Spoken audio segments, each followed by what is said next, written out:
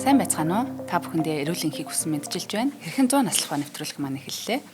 За өнөөдөр бол жирэмслэлтийн талаар ярих юм байна. Тэгэд энэ дугаарыг хамтран ажиллагчаар чанартай онцлогоо эрүүл ирээдүй, эрт илрүүлгийн Медскан болон Химлай брендийн албан ёсны дистрибьютор Цахиур Төмөр компани маань ивэнтдгээ ажиллаж байна.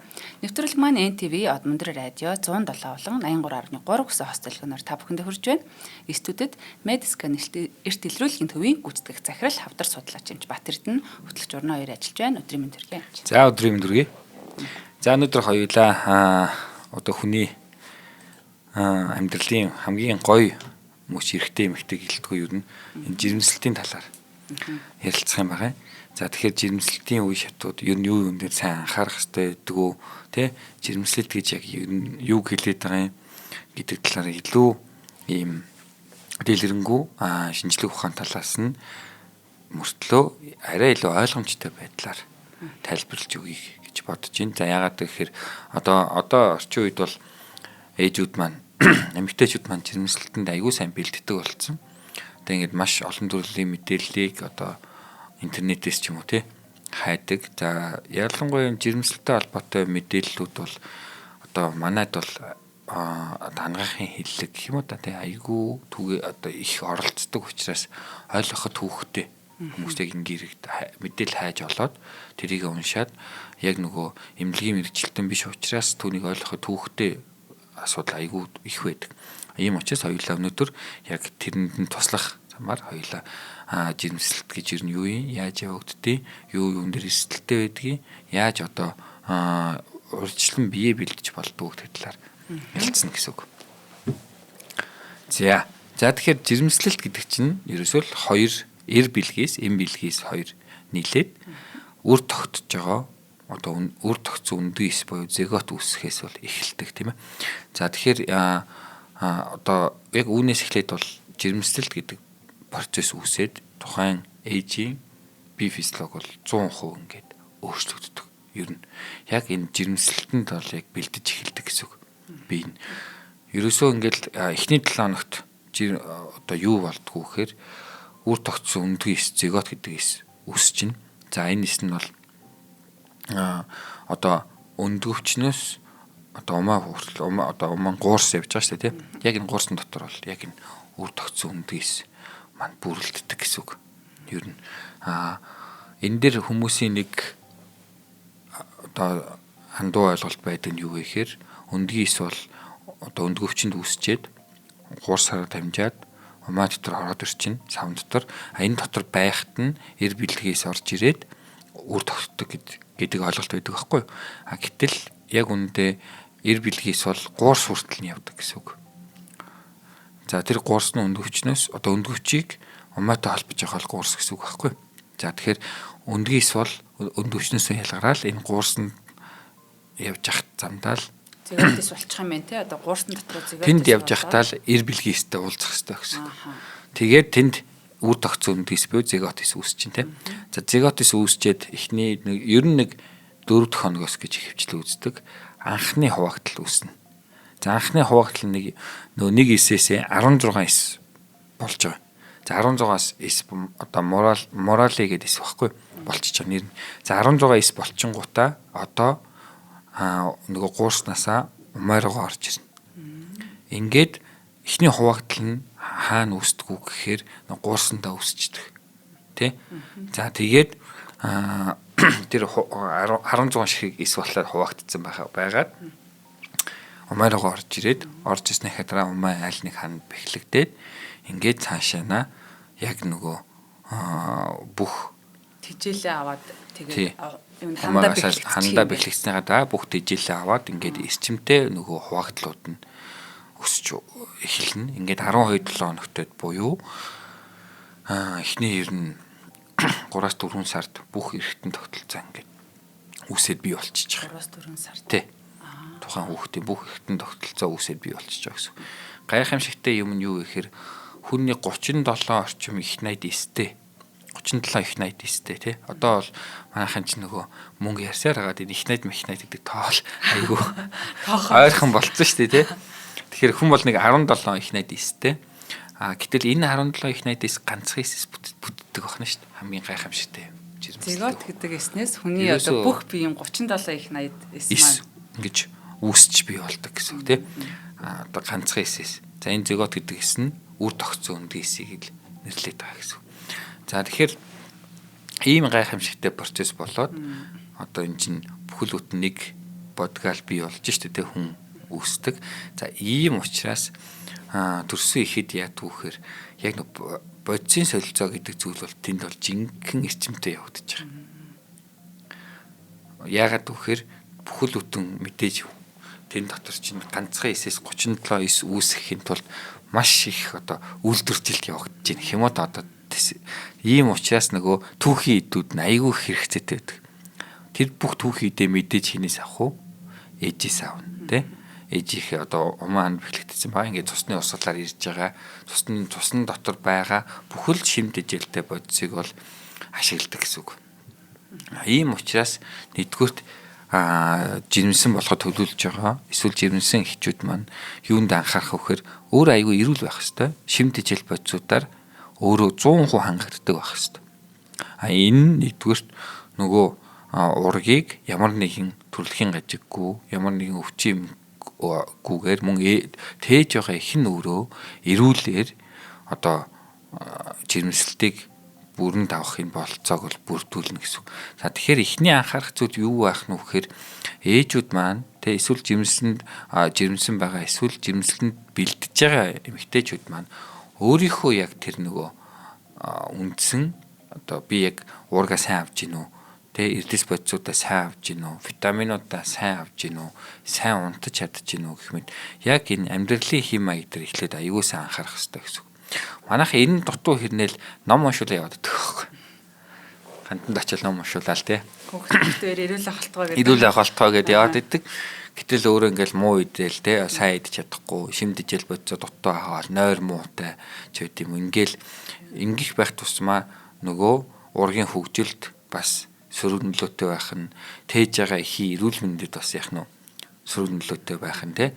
За ийм одоо гол асуудалтай. Ер нь бол энэ жирэмсэлт гэдэг процесс чи өөрөө 47 хоног буюу ойролцоогоор нэг 280 хоног үргэлжилж байгаа процесс байхгүй үргэлжилж байгаа. Тэгэл яг энэ 47 хоногт бол ерөөсөө тухайн ураг хүүхэд болон бүрэлдэхлээ одоо тухайн ээжийн биеийн байдлаас 100% хамааралтай байдаг л гэсэн үг. Ерөөсөө л 100% хамааралтай байдаг. За энэ дугаарыг хүртэл хоёулаа одоо сэтгэл зүй одоо сэтгцийн эрүүл мэндтэй холбоотой олон дугаарууд хийсэн те. За тэгэхээр ялангуяа жирэмсэн эмэгтэй бол сэтгэл зүйн доктортой байдлыг хангах нь номер 1 зүйл байдаг. Сэтгэл зүйн доктортой байдал нь хангагдахгүй байх нөхцөл нь дааврын солилцоноос болоод угаасаа докторгүй байдалд орох гэдэг.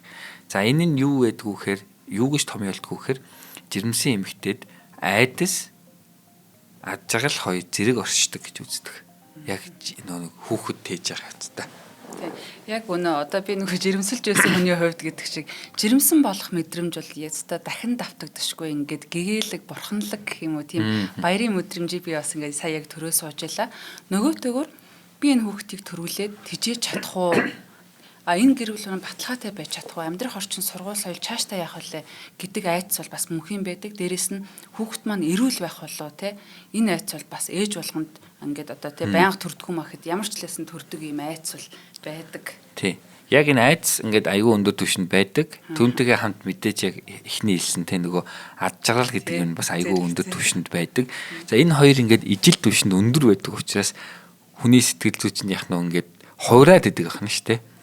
Нэг айдас руугаа шилжээл одоо айдасаа мэдрээд эхэлчихээрээ стресстэй байгаад байдаг тий. За энэ буурал ад жаргалгаа шилжээд ирэхээр айгүй гоё байгаад байдаг тий. За энэ хоёр бол яг ээлжилж одоо оршдгоор юм онцлог гэх юм уу? Одоо жирэмсэн эмэгтэй сэтгэл зүйн байдал бол за нөгөө талаараа энэ хоёр зэрэг оршоод тухайн хүн яг энэ хоёр одоо талд ээлжилж байдаг учраас сэтгэл зүйн доторхгүй байдалд байдгаа гэж үздэг байна шүү дээ. Ерөөсөө л нэг нь айдас байгаа, нөгөөх нь ад жаргал байдаг гэсэн энэ хоёр ээлжилж байдаг. За айдас нь давмгаалаад ирэхээр ихтэй болон урагтаа сөрөг нөлөөтэй байхад байна. Охондоо сэтгэл зүйн докторгүй байдал нь айгүй их давмгаалаад байна гэсэн үг тийм. Ийм байгаад ирэхээр одоо аль алинд айгүй юм яах нь хор нөлөөтэй болоод ирдэг. За ийм болоод ирэхээр хордлого өгдөгч одоо нөгөө эрт үеийн бол хожим үеийн хордлогууд бас тээж байгаа одоо ээжийн сэтгэл зүйн доктортой байдалтай айгүй хамааралтай байдаг гэсэн үг. Хордлого тэндээ шууд хамаардаг юм уу? Тий. Одоо тэндээ бол ер нь шууд хамааралтай байдаг гэсэн үг. Ийм учраас бас нөгөө одоо хоёулын подкастыг үзэж байгаа жирэмсэн эмэгтэйчүүд байх юм бол та өөрөө бас сэтгэл зүйн удаад аль болохоор яах нь доктортой яг энэ ад жаргал гэдэг талд нь байх юм бол айгүй чухал шүү. За яаж байд юм бэ гэхээр зөвлөгөө нь бол ийм байт юм лээ олон улсад. Айдас нь яг таны хэлж бас юунаас үсэж байгаа юм гэхээр хит холын ирээдүг нь бодоод дөнгөж бүрлдэж байгаа ургийн одоо яг сая хэллээ шүү дээ. Одоо бид ижиж ядах нь ингэх нь одоо ямар хүүхэд болох бол гэх мэтчлээ эрүүл байх уу гэд хит холын ирээдүг төсөөлж бодоод тэнцэнээс айдас үсээд одоо сэтгэл зүйн доторгүй байдал үүсээд байдаг юм тэгхгүйгээр ерөөсөө жирэмсэн эмэгтэй гол зөвлөмж бол яг энэ жирэмслэндээ 100% фокуслах хэрэгтэй. Дараагийн асуудал бол дараагийн асуудал гэдгийг өөртөө аягүй сайн хэлээд тэрэн дээрээ бат зогсох хэрэгтэй гэсэн. Ингээд яах ёстой юм бэ гэхээр яг энэ одоо яг жирэмслэндээ анхаарах нь шүү дээ. За би бол яг одоо байгаа дээрээ л сайн анхаарах сайн идэх нь байна, сайн унтах нь байна, сайныг үзэх нь байна, сайн мэдээллээр өөрийгөө хангах нь байна. Ер нь бол энэ сошиал орчинд бол одоо манай Монголд ялангуяа дандаа ийм сөрөг юм байдаг болчлаа шүү дээ. За энэ нь бас энэ сөрөг мэдээллүүд чинь ер нь жирэмсэн гэхгүй ер нь бүх хүмүүсийн л сэтгэл зүйн байдлыг ингээд буруу тишинэ татж байгаа Тэгээ ялангуяа жирэмсэн эмэгтэй буюу дотроо ураг тээж байгаа эмэгтэй бол энэ сэтгэл зүйн дутуутай байдлаа хангахын тулд илүү хол байх нь одоо маш сайн одоо эрүүл тээхэд маш сайн үр нөлөө үзүүлдэг юм байна гэдэг судалгаанууд байдаг. Юунаас хол байх нь вэ гэхээр сошиал орчноос сошиал орчноос одоо жирэмслэх хугацаанд өөрийгөө тусгаарлах нь эрүүл жирэмслэлтэнд хамгийн чухал одоо үр нөлөө үзүүлдэхээрээ ийм онцлог байт юм байна. Харьцангуй ингээд одоо сошиал юмс хол байх хэрэгтэй гэсэн. Тэгэхгүй бол сэтгцийн нөгөө сэтгэл зүйн докторгүй байдал байгаа учраас яадгүй гэхээр батлагдаагүй, нотлогдоогүй, эмч биш яг мэрэгжлийн эмч биш. Одоо янз бүрийн энэ сайн гэж ингээр хүүхэд ингэдэг гэж гэх мэт маш олон юм фейк мэдээлэл, худал мэдээллүүд амархан автдаг. Түүнээсээ болоод сэтгэл зүйн хувьд хямардаг, дагаад бие махбод нь хямардаг гэх мэт энэ асуудлууд нь бол байнга үргэлжилж идэг гэсэн үг. За ийм учраас бид нар юун дээр анхаарах юм бэ гэхээр энэ сэтгэл зүйн тогтвортой байдлаа хангахын тулд нэгдүгээрт яах хэрэгтэй вэ гэхээр сошиал орчноос өөрийгөө хязгаарлах хэрэгтэй. Одоо яг орчин үед эмэгтэйч. За хоёрт нь мэдээж биеийн эрүүл мэнд байгаа. Яг биеийн эрүүл мэнд юунд анхаарах юм бэ? За жирэмсэн үед яг юу ууж исэн? Нэмэлтээр. За яг бол тэр гэж хэлж чадахгүй байх. Тэгээд нөгөө нэг дүүрэг хороондоо бүртгүүлээл тэндээс уу гэсэн витаминийг л ууж исэн. Одоо бол мартчихж яг үнэ. Яг зөв. Яа хамгийн чухал нэг юм байдаг. Фоли өвчлөлт. Тийм шүү дээ. Тэ сонсч ирсэн. За витамин B9 гэсэн үг байхгүй юу? Фоли өвчлөл нь.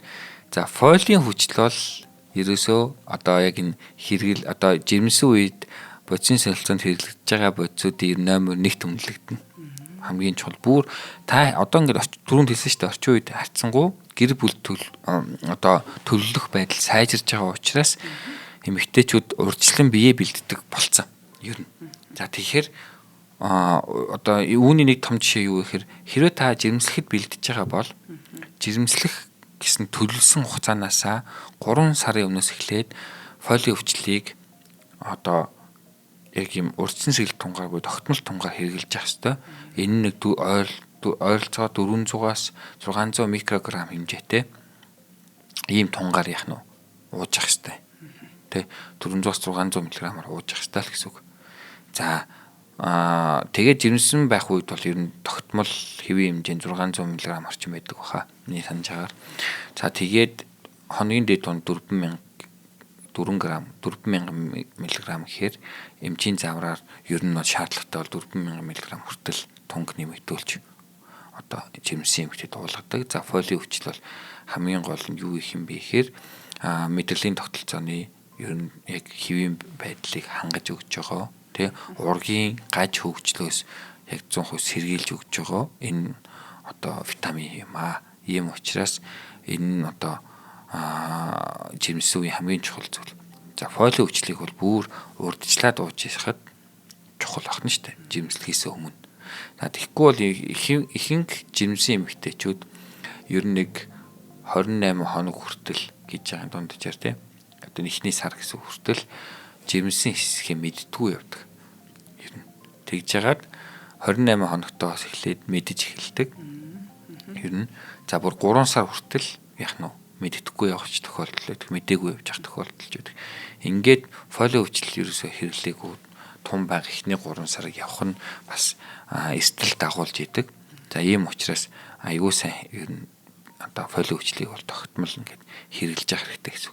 За дараагийн мэдээж төмөр байгаа. Тэгээ за төмөр бол өөрөө цусны улаан эс үүсэлтэнд одоо гол оролцдог элемент учраас одоо ураг бүрлэж ийн гэдэл цус үүсэж ийн тэнд цус аюу хэрэглэнэ л гэсэн үг шүү дээ. Энгийнэ. Тэгэхээр амархан цус багталтанд төмөр дутагдлын цус багталтанд орчих гээд байдаг. За ийм учраас одоо ялангуяа одоо жирэмсэн эмэгтэйчүүд маань ер нь төмрийн бэлтгэлийг бол тогтмол жирэмсэн үетэй ч гэсэн хэрэглэнэ. Тэгээ төмөр хэрэглэж төмөр ууж исэн баг тийм. Ууж исэн. Яг санчлаа нөө фоли мол ихэр жирэмсэн бүх эмэгтэйчүүдийн хамгийн эхэлж уудаг тийм. Хамгийн эхэлж уудаг. За энэ нэмэлтээр хэрэглэдэг энэ зүйлүүдийг одоо маш сайн ууж явах хэрэгтэй. За хоёр дахь нь одоо гол анхаарах зүйл юу вэ гэхээр хөдөлгөөнгүй байх гэхээс илүү айгүй зөв хөдөлгөөнтэй дасгал масгал айгүй сайн хийдэг байх хэрэгтэй. Зөв хөдөлгөөнтэй. Тэгэхгүй бол яг одоо ингээл нөгөө умаа хатуураал те тооноос өгөө тий тооноостай байна гэж манайхан ярьдаг шүү дээ те умаа булчингийн одоо чангарал ихтэй байна агшилттай байгаад байна гэсэн үг. Мэдээж умаа гэдэг ихэд нь одоо сав гэж нэрлэж байгаа шүү дээ те булчинлаг юм одоо ихэвтэн байгаа шүү дээ. За энэ умаа чинь яг нүнгэд жирэмсэн байх үедээ бол булчингийн чангарал байхгүй агшил байхгүй ер нь бол байнгын тэлэлт явагдаж байгаа. Ягаад гэхээр дотор нь ураг байгаа учраас. Гэтэл энэ агшилт болоодох юм бол нөгөө урагтай аягүй шүр нөлөөтэй байх нь штэ. Тэгээд ингээд зулбалт үүсэх юм уу өндөр эрсдэлтэй байдаг тооноос бол.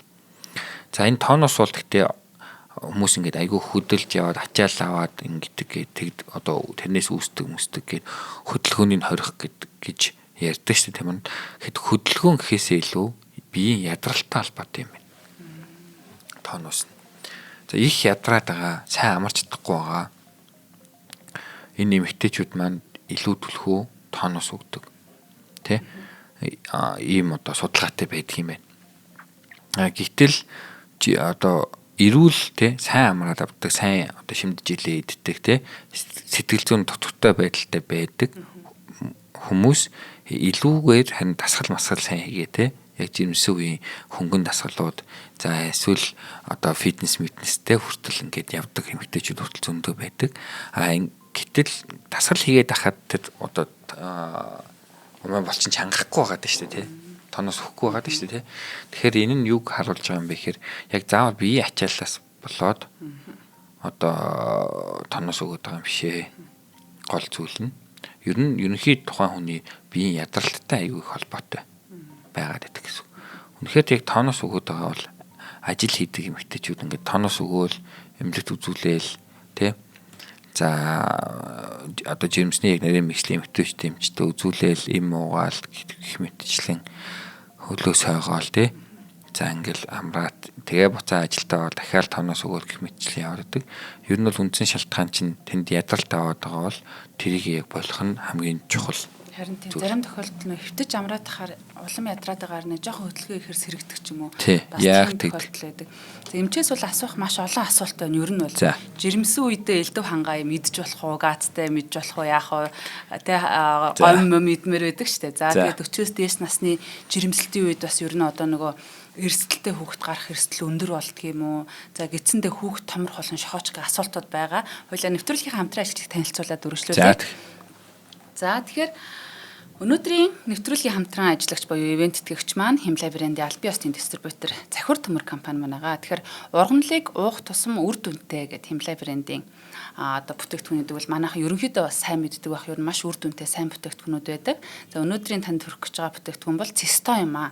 Манайхан ер нь бас ихэнх эмэгтэйчүүд ч юм уу хүмүүс ер нь ууж үтсэн болов гэж тааж байна. Тэгээ жирэмсэн үед эмэгтэй хүний бие махбодод олон өөрчлөлт явагддгийн нэг нь энэ прогестерон даавар ихсээд шээсний замын булчин суларч шээсний урсгал удаашрдаг юм байна. Тэгээ мөн умаа томорч шээлэг дарснаар шээс буцаж бөөрлүүгээ ордог. Үүний зэрэгцээ цусны эзлэхүүн 30-50% нэмэгдэж бөөр илүү ачаалттай ингэж болдго юм байна. Тэгээ энэ бүхэн нь шээс бүрэн гадагшлахгүй байх, улмаар одоо энэ бактери үржих нөхцөлийг бүрдүүлж шээсний замын халдвар UTI гэж нэрлэдэг юм байна. Тэгээд халдварт өртөх эрсдлийг ингэж нэмэгдүүлдэг гэж байна. Тэгээд судалгаагаар жирэмсэн эмэгтэйчүүдийн 6-аас 10% нь шээсний замын халдварт өртдөг ба за энэ нь дутуу төрөлт халдварт өртөх зэрэг одоо ностой юм хүндрэлүүд төрөх эрсдэлтэй байдаг. Тэгэхээр та бүхэн маань энэ Химлай брендийн 100% ургамлын гаралтай Цисто эмийн үйлчлэгийг танилцуулъя. Гэхдээ мэдээж та бүхэн эмчийн зааврын дагуу эм одоо бэлтгэлүүдийг хэрэглэнэ гэдгийг бол надад хэлүүлтгөө сайн мэдж байгаа гэж бодож байна. За бөөр шээсний замын халдварыг дарангуйлж дахилтаа сэргийлнэ. Бөөрийн чулуу үүсэх эрсдлийг бууруулна.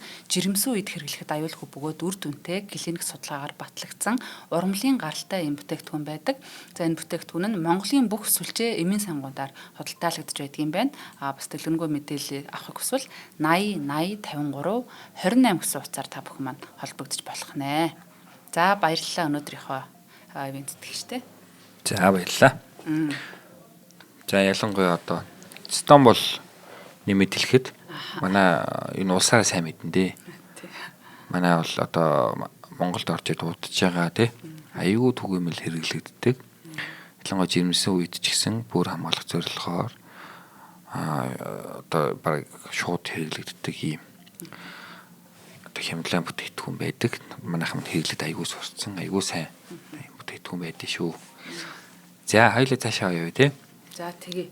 Яг жирэмсэн үед нөгөө мэдээлэл олох гэхээр хүн жирэмсэн болохоор окей хүн болгон л жирэмсэлчлээ гэдэг тийм нэг юм ойлгомжтой асуудал юм шиг хэрнээ яг тэр жирэмсэлж байгаа хүнгээ паникт орчт юм билэ. Одоо яах вэ?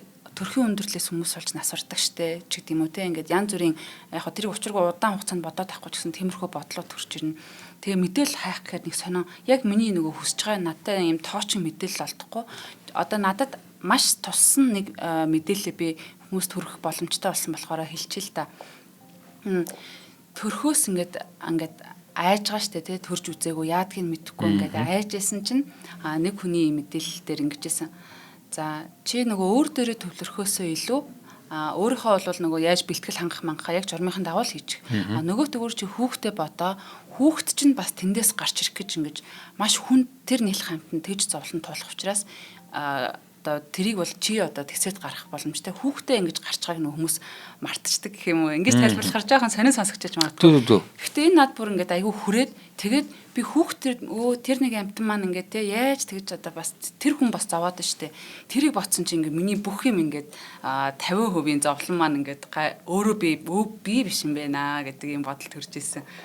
Сэтгэл зүйн үед хүч өгч ирсэн гэх юм уу. Сэтгэл зүйн үед яг зөв сэтгэлийн хаттай болгож байгаа. Яг саяныхан те яг одоо ганцхан өөрийгөө бити бодоо би л зовоод байна, би л өвдөөд байна гэхгүйгээр те бүхэл бүтэн энэ чинь хүүхэд таны хүүхэд бүрлдээд те гарч ирэх гэж чинь те тэрэнд бэлдээд та одоо энэ хороод мэдлэгт нь хамгийн том тусыг мэдээж их нь үргэх учраас ийм чухал үүрэгтэй учраас энэндээ одоо илүү төвлөрөх ёстой л гэсэн санаа. Энэ бол яг нөгөө мэдээж ээжид бол аюу том сэтгэлийн ийм тэ тэгсэн энгийн юм шиг ирнэ тэ энгийн юм шиг илүү юм төвчээртэй болох хэвээр. Ер нь жишээ нь ингээд төрөх төр хүмүүс ярьдаг л да загнаад байдаг гэл. Маа төрөх их нэг оронгол загнах хэвээр байхгүй. Тэг яагаад гэвэл яг практикт нэр шүү. Эвилээд ах юм бол нөгөө хийгээ эвилээд ингээд байх юм бол илүү ингээд сул болно гэсэн үг. Өвдөөд ингээд тэгээд төрөх үйл явц удаашаач болно. Яг төрөлтийн явцад эрсдэлтэй. Нэг ганц нэг жоохон загинчих юм бол тий жоохон хүчилчих юм бол яа түүхээр ингээд чанга болчихдог гэсэн. Тэ? За. Одоо сэтгэлийн хаттай болгоод шүү дээ төвчтэй. За тэгэхээр илүү одоо сайн төрхнө шүү дээ төрөлтөндөө анхаарад их маань тэ.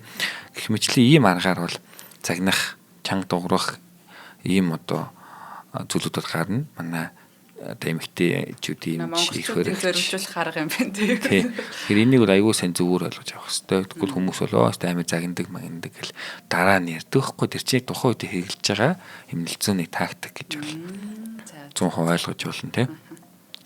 За тэгээд жирэмсэн үед чинь одоо түрүүнд яасан хамгийн гол анхаарах юм бол ерөөсөө шимт жил бодсон дээр аягүй сайн анхаарах хэрэгтэй. Юу идэж болох юм? Юу идэж болохгүй юм бэ? За одоо ёстой дугаар болгон дээр яж байгаа шүү дээ. Амьдралын одоо эрүүл хэв маягийн чинь гол зүйл зөв хооллох, эрүүл зөв хооллох гэдэг ба шүү дээ. Хоол гэж нэрлэдэг үндсэн 6 бодис байна. Уураг, өөх тос, нүүрс ус, амин дэм, эрдэс бодис, ус гэдэг нэг 6 үндсэн бодис байгаа тийм шүү дээ. Анхдагч бодис. Энэ 6 бодисуудаа яг өөртөө хэрэгтэй хэмжээгээр нь авахыг, тогтмол авахыг эрүүл зөв хоол гэж нэрлэдэг. За яг энэ дэглэмийг бол ялангуяа жирэмсэн эмэгтэй захих хэрэгтэй. Ерөөсөө нэгдүгürt. За энэ нь юу гэсэн үг гэхээр газтай ундааг хориглох хэрэгтэй гэсэн үг. Тэг хит чихэрлэг хийжүүлсэн энэ ундаа авах нь бол одоо яг шууд муу нөлөөтэй биш. Гэхдээ дам бол одоо хийм биеийн ерөнхий байдлыг сулруулахаас эхлүүлээд гээд хортой нөлөөтэй байх нь шүү дээ. Хой мэдж болохгүй. Хордлонд орж болохгүй. За нэг юм аюул санахаар жирэмсэн эмэгтэй хордлонд орж болохгүй. Хордлонд орвол яах юм? Юу гэсэн үг хордлогонд орж болохгүй гэдэг нь жирэмсний хордлого уу? Үгүй. Одоо ерөнхий хоолны хорлого болдог шүү дээ, тий. Хоолны хорлогонд боллоо. Шингэнээ шууд алтна. Ямар ч хүн дээ шүү дээ. Хордлонд ороод дээшээ доошоо шингээ алтаад одоо маш их шингэнээ алтаад биеийн ерөнхий байдал сулраад шууд ингээд хүн чинь ингээд айгүй ингээд ядралтай айгүй хэцүү байдалд орчдөг шүү дээ. Хэрвээ жирэмсэн яг ийм байдалд орох юм бол ургаа алдах хэмжээнд хүртэл нөлөөлдөг. Нэгдүгürt. Хоёрдугаарт одоо бөөлж ч юм үйлдэл хийхэд тий яг дагаад арцгийн орлын булчин чангарч идэг. Цаашлаад нөгөө тонус чинь ихсэх, тонус өөх энэ асуудал айгүй их байгаад идэг. Тийм учраас ингэх эрсдэлтэй одоо хүнснүүдийг тий ялангуяа хагас боловсруулсан бүтээтгүүндийг айгүй баг хэрэглэхгүй байх хэрэгтэй. Гом тий юм одоо энэ хагас боловсруулсан бүтээтгүүн хэрэглэхгүй байх хэрэгтэй гэсэн үг. За аль болохоор эрүүл шимт ижилтэй сайн хоол идэнэ. За махтай бол илүү түлхүү идэнэ. Жирэмсэн байх та. Яагаад гэж байгаа юм бэ? Уураг авах гээд байгаа, төмөр авах гээд байгаа тий махнаас чинь яг гол юмудаа авах гээд. Уургийн хэрэгцээ жирэмсэн эмэгтэйд аюу өндөр байдаг учраас өсөөд идэв. Жирэмсэн махтай хэр өсөлдөг гэсэн. Өсвөлэн байсан. Өсвөлэн байсан. Тэ? Тэр аюу сайн иддэг байх хэрэгтэй байхгүй юу те? Тэрийг тэгэхээр тэр одоо юм идээлэдэг би өсөөл байна гэд манай эмэгтэйчүүд ярьдаг л жирэмсэн эмэгтэйчүүд эмчээ ингээд би бол аюу идээл байгаа. Тэгсээр нэ би өсөөл байна гэд. Идж байгаа юм дээр анхаарах нь. Яг нөгөө юугаар өсөд байгаа юм бэ? Уургаар өсөд нь штэ. Уурахтай юм баг идэ зүгээр өөр одоо ингээд нарийн бом олон төрлийн мэдээлэлдэг хэрнээ өсөд байгаа юм шүү. Яг сайхан махтай хоолноо идж байгаа энэ өдрийн 3 хоолн дээр махныхаа хэрэгцээ жоохон хэрэглийг нэмээд өгчих юм бол одоо өсөлт нь гайгүй болох байхгүй тэнд.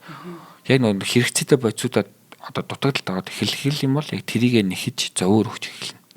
Эмчээ би одоо яг жирэмсэн бахтаа ингээд талах ерөөс иддгүйсэн чинь амар их юм талах идмэр санагдаад тэг хамгийн гоё талхуудыг хайж болоод ингээд маш их талах иддэг байсан.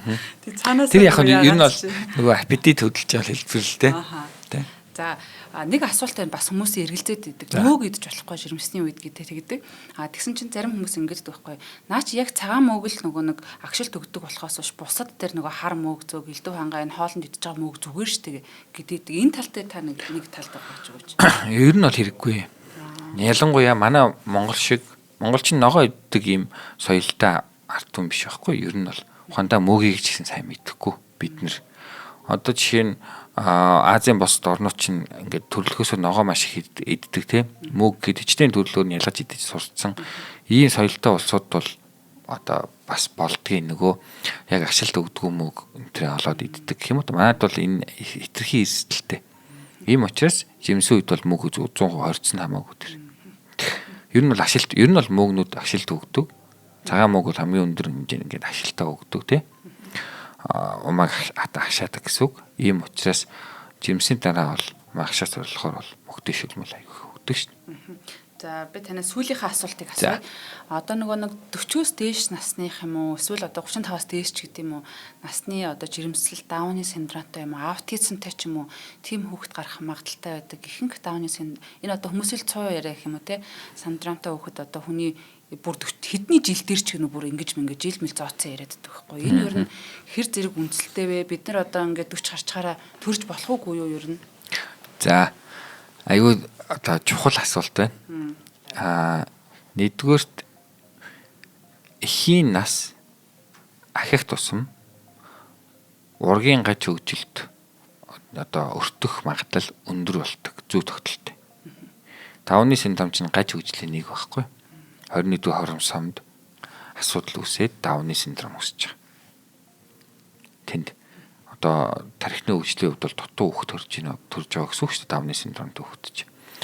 Ийм учраас энэ эрсдэл нь тухайн ээж нас явах тусам өндөр болдог гэсэн үг. Нас явах тусам. Ер нь бол эрүүл ихээс эрүүл хөвгт төрнө. Үндсэн дүрм. Эрүүл их гэдэг чинь хүн ер нь аль үед илүү их эрүүл байдаг. Мэдгүй идэл залуу үедээ л бах та тийм. Яг тийм. Идэл залуу наснд их эрүүл байдаг. Ийм учраас нөхөр үржих нас чинь айгүй залуу эхэлдэг байна шүү дээ ер нь бол тийм. Ийм учраас одоо нөгөө 40-с дээш нас бол бүр айгүй эрсдэлтэй жирэмслэлт бол.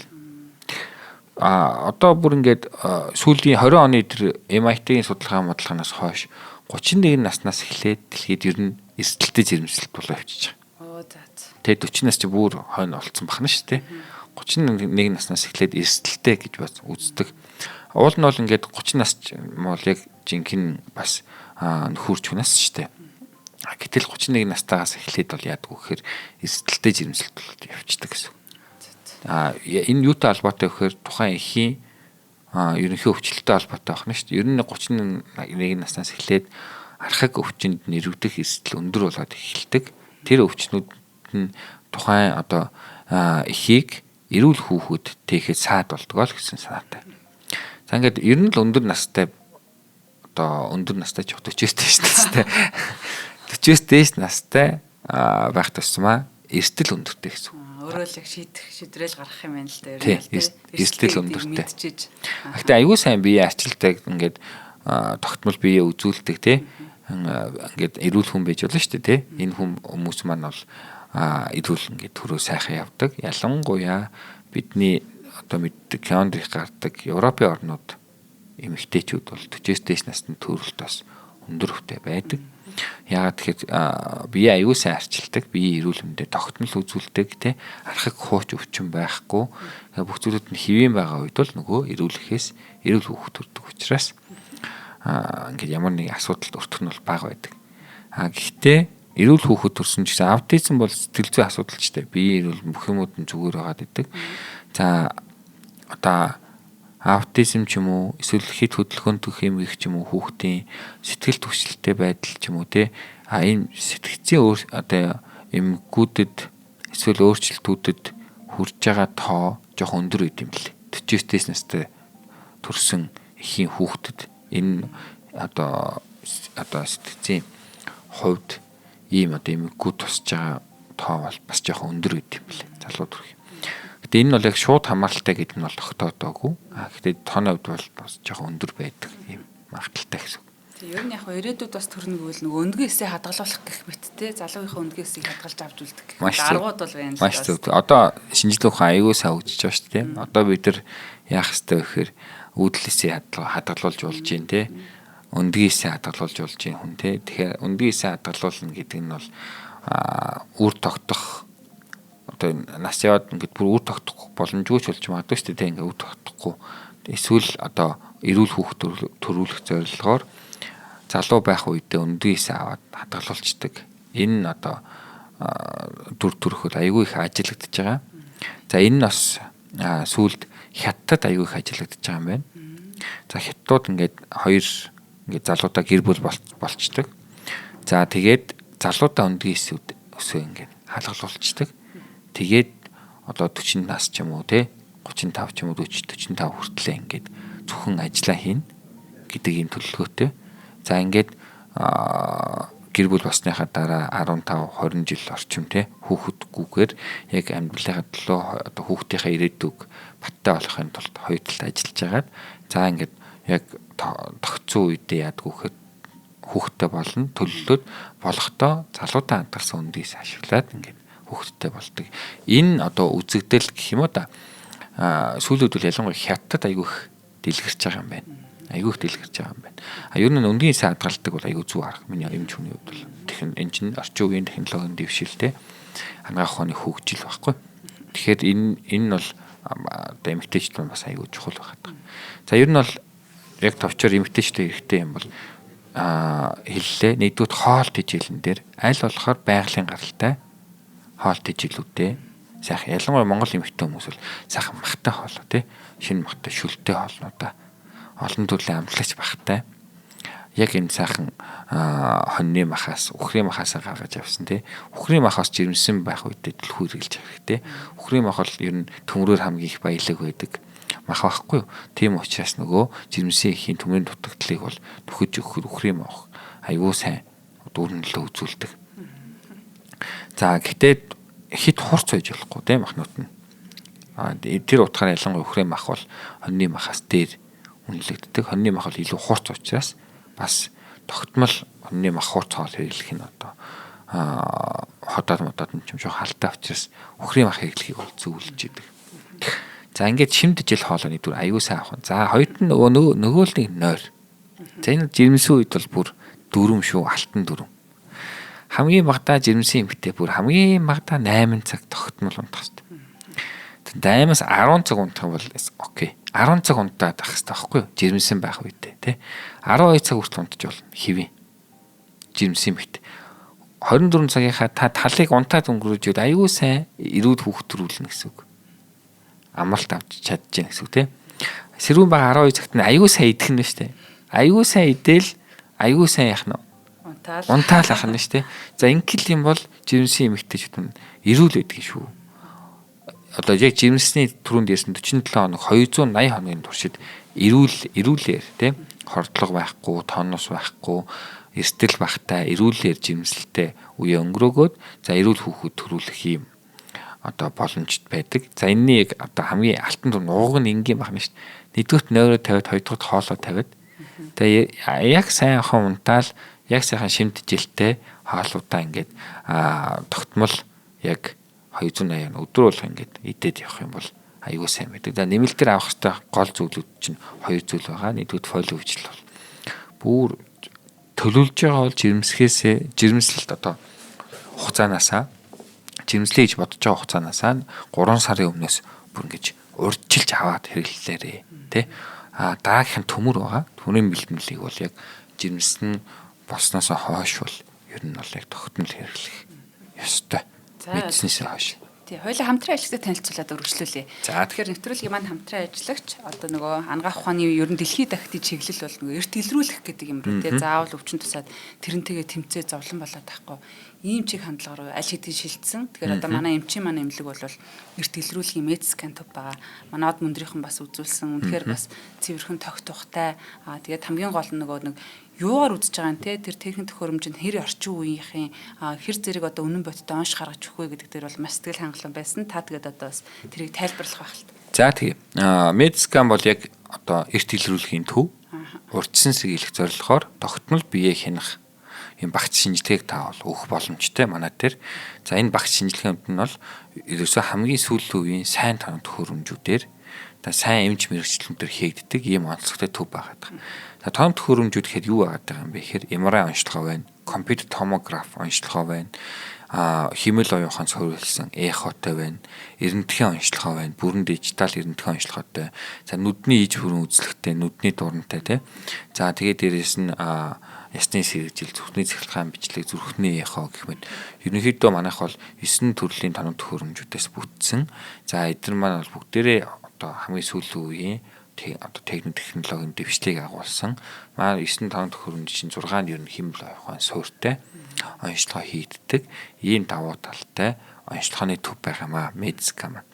За ингээд Медсканд бол та бие ингээд гэр бүлэрээ те ялангуяа бие ингээд тогтмол хянуулах зорилготой мах 4 төрлийн багцтай энгийн багц, зүрхний багц, тарих мэдрэлийн багц, за хавдрын багц гэсэн 4 төрлийн багцтай бүх шинжилгээг нь юу н оруулаад бие ер нь яг 100% яг ямар байгааг одоо үзүүлэгийг бол манай хамгийн өндөр үнэтэй 850 мянган үнэтэй хавдрын багцд бол үзүүлж болно. Лабораторийн болон одоо цусны шинжилгээ, шээсийн шинжилгээнээс гадна саяны ярьсан бүх шинжилгээнүүд бүгдээрээ ороод 850 мянган төгрөгөөр үнэлэгдэж байгаа. Хавдрын маркер гэхэд 6 хавдрын маркертэй тий бүх одоо шинжилгээ багтаасан ийм одоо багцтай бүрэн онцлогоо хийдэг ийм онцлогооны төв юм байна. За манайх бол за Медскан онцлогооны төв маань хувь хүнд одоо бид нар зориулсан ийм 4 төрлийн багцтаас гадна албан байгууллагуудад бид нар яадаг вэ гэхээр албан байгууллагууд чинь зориулаад тусдаа багц үүсгэж өгөөд оруулдаг.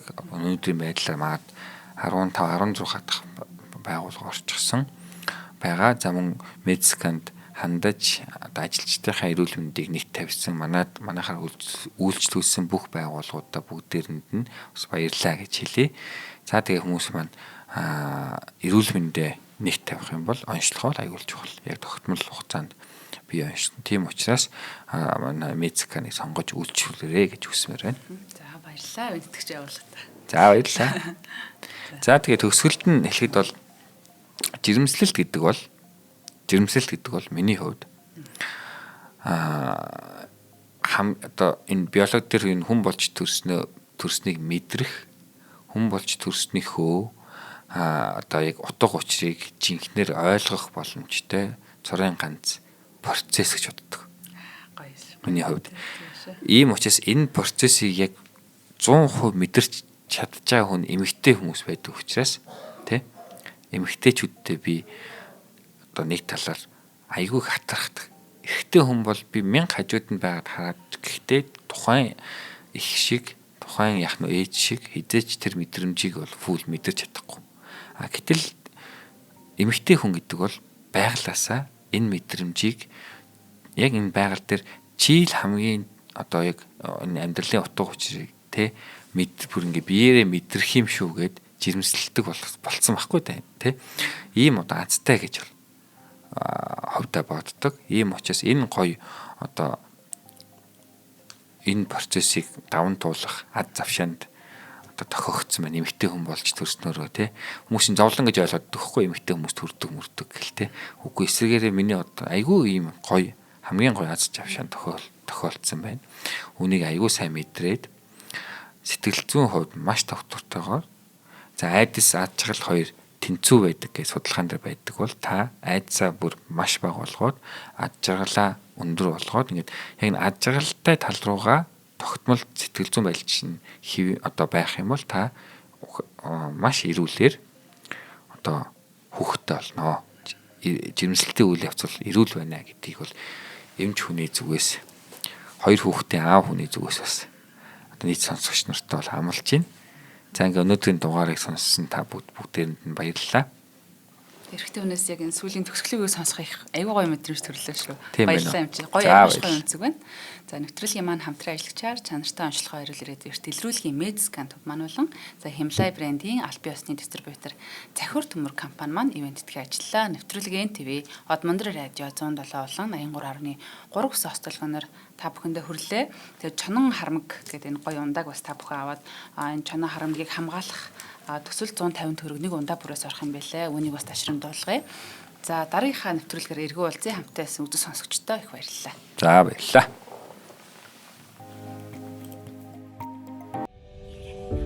Нэвтрүүлгийг хүлээн авсан Нарны аймгийн монголчуудтай баярлалаа. Од Мондор сувг нь энэ мэдчлэн таны мэдхүйн мянган нэвтрүүлгийг 2026 оны 7 сарын 1 хүртэл та бүхэндээ хүргэх юм. Их хэлээрээ шинжлэх ухаан танин мэдхүйг түгээхийн үлсэд нэгтгэх хүсвэл та бидэнд хандив өгөх боломжтой. Та нэг нэвтрүүлгийг 100 төгрөгөөр буюу 1000 нэвтрүүлгийг 100 мянган төгрөгөөр үнэлээд биднийг дэмжээрэй. Жилдээ ганцхан удаа 100 мянган төгрөгөөр биднийг дэмжснээр шинжлэх ухаан танин мэдхүйг түгээх энэ үйл хэрэг амжилттай үргэлжлэх юм. Од мөндөр нэр дээрх Худалдаа өвчлийн банкны данс байгаа. 4191 Тэг 4 518. Та 100,000 төгрөгөө шилжүүлэхдээ гүйлгээний утга дээр нь өөрийн нэр болон утасны дугаараа заавал бичээрэй. 100,000 төгрөг хандалснаар Од мөндөр сувгийн алтан гишүүн болох юм а. Шинжлэх ухаан, танин мэдхгүй Монголд ялах болтугай.